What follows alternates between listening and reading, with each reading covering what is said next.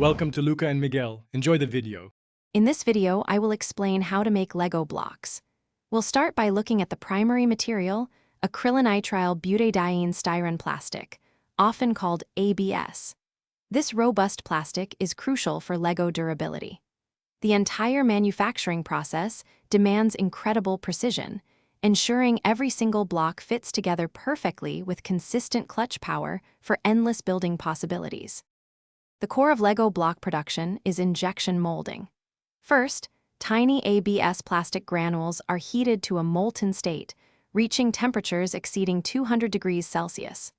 This liquid plastic is then injected into highly precise steel molds under immense pressure.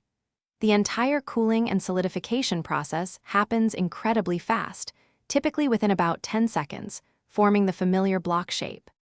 Once molded, the blocks undergo rapid cooling to set their precise shape and prevent warping.